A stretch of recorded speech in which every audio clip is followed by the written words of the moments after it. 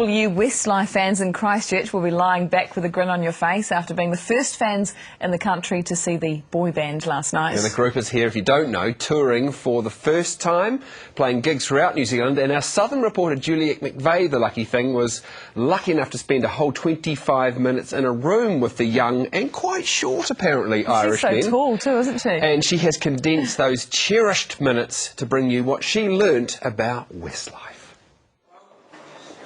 A press conference for Westlife. We supposedly get 10 minutes in a room at the Crown Plaza Hotel in Christchurch. Luckily, it lasted a bit longer. There were the media, including me, some fans, even the mayor, and a boy band, although they claim to be more a man band, now they're nearing their 30s. Now, I could rattle on in this voiceover about how they're the most successful band in UK history, only behind Cliff Richard, Elvis Presley and the Beatles, and how they've sold 40 million albums and had the most consecutive UK singles ever, and how they are so popular they reduce grown women to tears. Like this fan who was secretly let into the conference and got a photo with the men she's worshipped for 10 years. I really don't have words to describe what that was like. It was the most incredible thing that could ever happen to me. But I won't rattle on because I know most of you watching just want to hear what these boys have to say, not me, and maybe watch a bit of their music. And here at Sunrise we like to answer your dreams, so here are a whole lot of excerpts from the press conference. Oh, and by the way, they're much shorter than I thought they'd be. And they really were very nice young men. Okay, I'll pass you over. Here's Westlife about fame. We had massive success very fast. Like, we had 10 number ones within a year and a half, and we'd sold something like 15 million albums in the first 2 years of our career. So I think it probably still hasn't really hit us as to the extent of how big it's become or what it is that we actually do. And I think it probably never will until it's all over and done with, and we're sitting there with our grandkids going, this is what your granddaddy did when he was a young fella. About coming to New Zealand.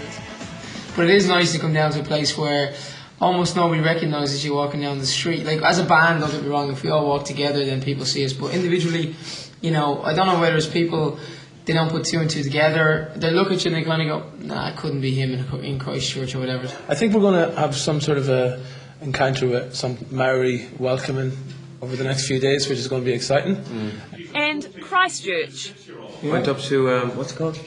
Gondolas? The gondola, and the gondola thing. Last night, yeah. Went into the town centre, had a look around. As Nicky said, we went for coffee and went down to the church. We went for dinner last night. Indian last night, it was very nice. Yeah, so just kind of walk around the place. My God, it's cold, by the way. Yeah. We brought shorts and t-shirts with us. Side of the world, this is great. We actually had to go into a souvenir shop and buy New Zealand fleece tops and woolly hats to keep ourselves warm, but we survived.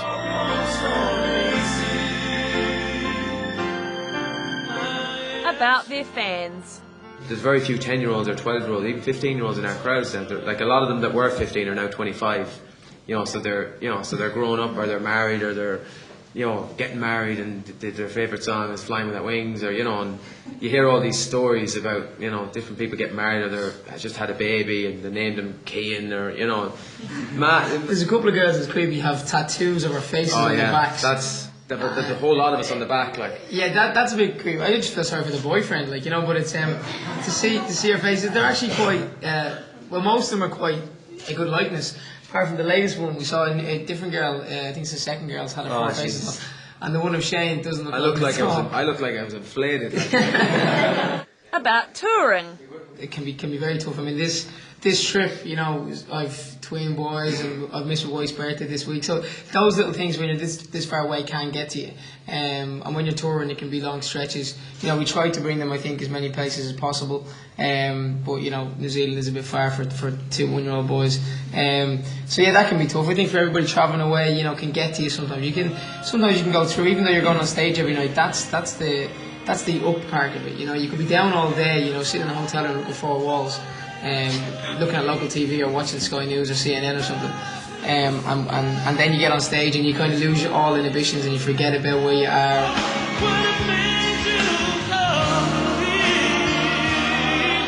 About being a boy band. As a band, yeah, we probably are a boy band, and we probably will be, if we still are together in 10 years' time, we'll still be a boy band.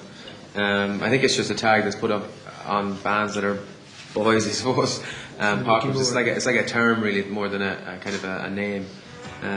But for us, we don't mind it as long as we're successful. We don't care.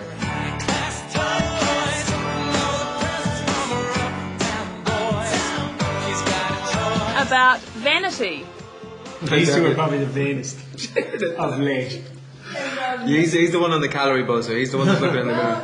I think we're all very vain. I'll be straight up and honest. I think we're all very into our look and all that. But it's probably just because we're doing it. What we do. Because what we do. We're It's on as a telly so result of much. seeing so You get many photos of ourselves that we hate that, you know. Yeah, you get paranoid about stuff when you're on telly. You go, I didn't look like that today, and then you look and you know what stuff. You know, but it's just because of our job. But you know, it's part of our job, and we're not denying it. You know.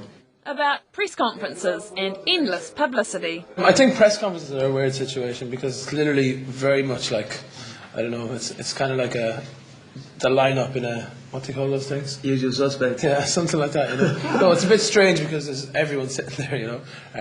But it's I think nice we're to do getting it. used to it. In new countries, it's nice, you know, that you haven't been in. Like we haven't been here for 8.5 years, something like that. So it's good to hear what people think of us down here and what the press think of us and what your questions are and stuff like that. So he liked my questions. Well, Usually that's you kind of Westlife. settle down, Just a wouldn't group of nice guys with even nicer accents who just happen to be famous.